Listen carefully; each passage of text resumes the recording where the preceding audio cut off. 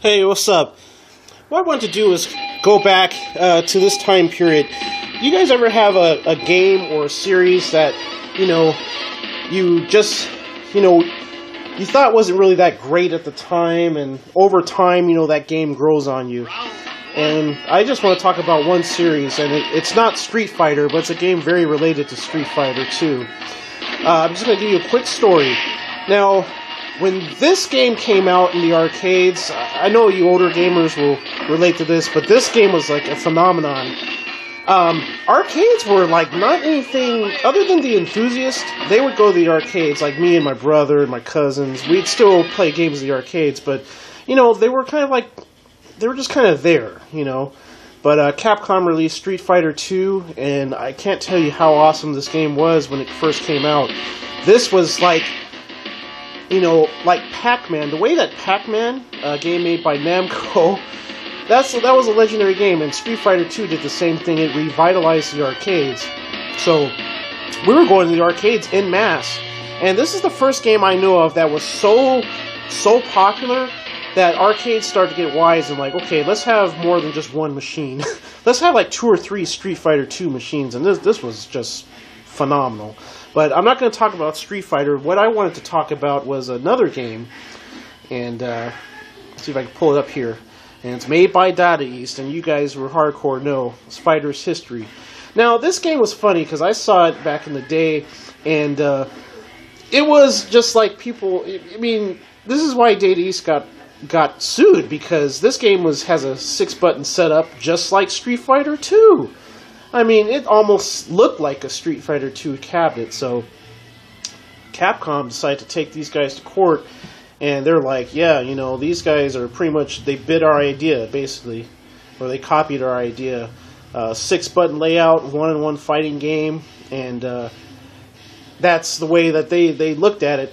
And so, you know what? One thing, though, Capcom lost that lawsuit because, hey, you know what? Data East actually had they had a fighting game before even Street Fighter 1, and that was called a Karate Champ. That was a 1-on-1 martial arts contest, and it was a pretty much a good arcade hit, so Capcom lost.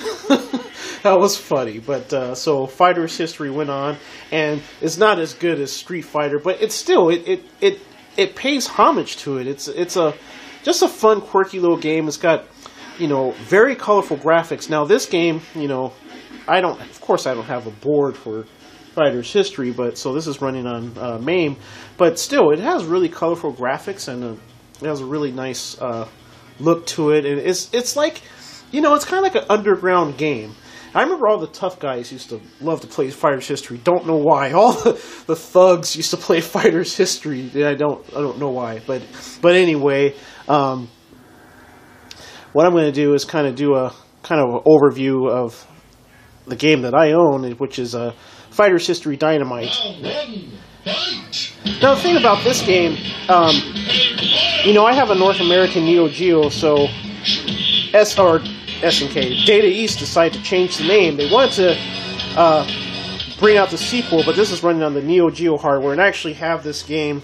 Oh, wow. I actually have the ROM cart, so what they decided to do was change the name of this game to from Fighter's History Dynamite, which is the Japanese name, to Karnovs Revenge, because Karnov was actually one of their kind of hit games. It's a classic platformer. You old school guys know about it, but I thought that game was horrible at first, until I had a friend of mine who took me over to a 7-Eleven. We rode our bikes to a 7-Eleven, and we played Karnov, and that is a great platformer. It's a classic game. They brought it out to the NES, and it was also available in the arcade. A great action platformer type of game. So they called this game Karnov's Revenge to tie in with Karnov because he was popular, so he's kind of like the boss character in this game. And this game is very colorful. It's a beautiful game. It really is. Data East really did good with the Neo Geo. Now this game, the original game, Fighter's History, was a 6-button game, but the Neo Geo, of course, we all know, only has 4 buttons. So they changed the configuration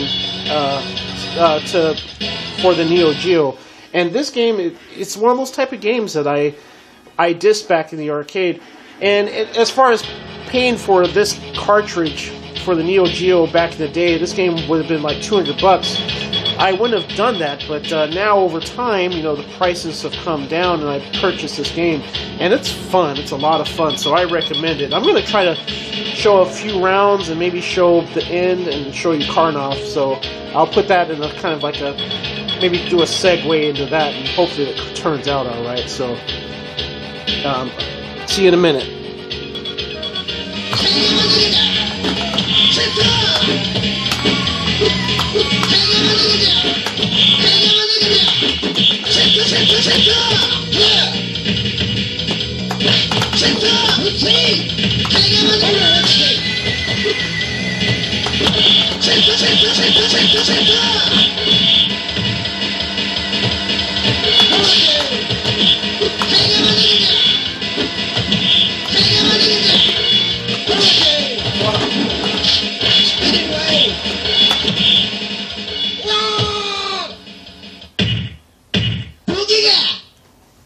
Mizoguchi wins! There's a fearsome enemy for you.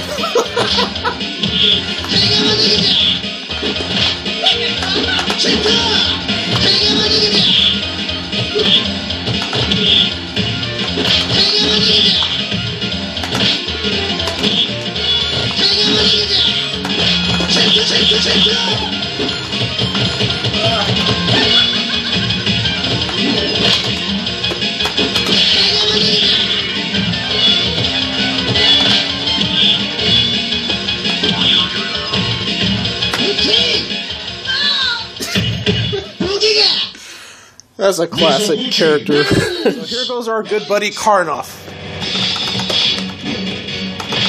Actually, the last boss of the game. I'm gonna see if I can take him down. I don't know.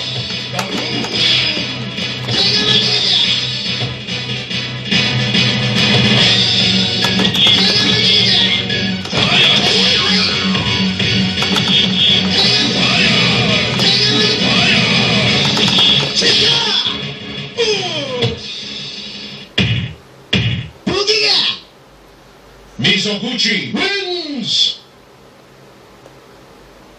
Round 2, fight! Now, anyone who remembers the old school Karnov side-scroll action game will totally get this music, because this is like the theme song from that game. I thought that was a real neat touch that Data East did with this.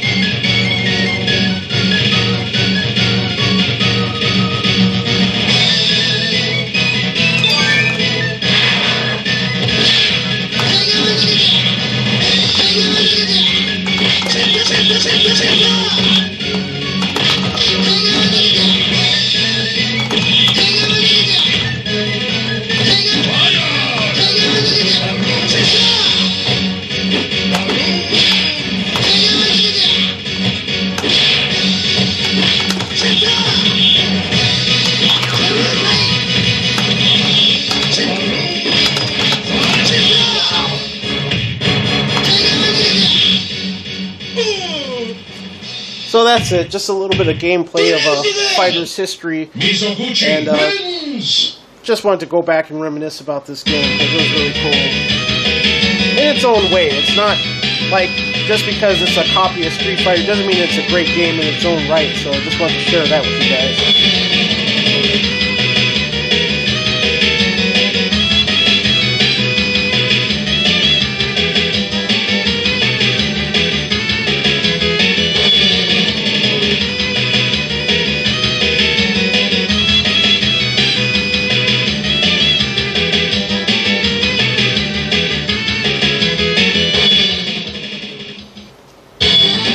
See ya.